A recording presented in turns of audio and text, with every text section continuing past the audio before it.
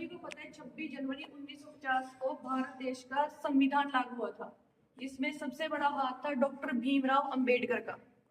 ठीक है जी। और जो भारत का संविधान है वो पूरे विश्व का सबसे लंबा लिखित संविधान है।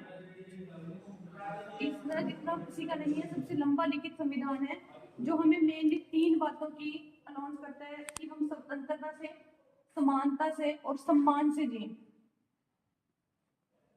ठीक है। ये कुछ मौलिक अधिकार भी हमें इसके साथ मिले थे, जिनमें यही मेन 3 थे कि हम स्वतंत्रता से जिए, एक समानता का अधिकार हो, भेदभाव की भावना जो है वो हर तरह से जाति के तौर पे या धार्मिक उस तौर पे सब तरह से खत्म हो जाए, और दूसरा सभी सम्मान से जिए, ऊंच नीच का भेदभाव जो है वो खत्म हो जाए। ठीक है। तो ये चीजें हमें सीखने को मिलती है हमारे गणतंत्र दिवस से। एक लोकतांत्रिक देश जो है हमारा भारत बना था कि हम सब अपनी इच्छा से, अपनी मर्जी से जिंदगी जिए, सबको बोलने का अधिकार हो। ठीक है।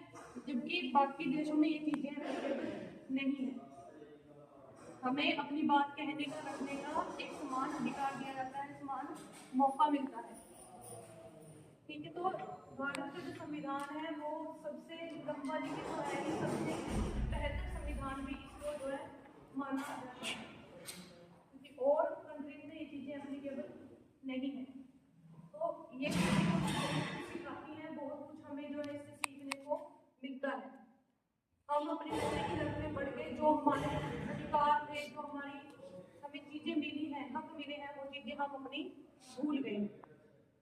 हमने अपनी जिंदगी अपने नशे को मान लिया है, जिससे कि हम इस तरह से अपनी स्वतंत्रता से जीना ही भूल गए हैं। पहले हम अंग्रेजों के चंगुल में थे, आज हम नशे के चंगुल में फंस गए हैं। पहले अंग्रेजों के गुलाम थे, आज हम नशे के गुलाम बन गए हैं। ठीक है। अब हमें अपना स्वतंत्रता सेनानी जो है वो खुद बनना पड़ेगा। हमारे लिए लड़ने के लिए महात्मा गांधी, भीमराव अम्बेडकर, भगत सिंह ये सब नहीं आएंगे, क्योंकि इस चंगुल में हम खुद फंसे हैं, इसके गुलाम हम खुद बने हैं, और इस गुलामी से निकलने के लिए हमें ही अपनी लड़ाई जो है वो लड़नी पड़ेगी, क्योंकि हमें इस चंगुल से निकलना है।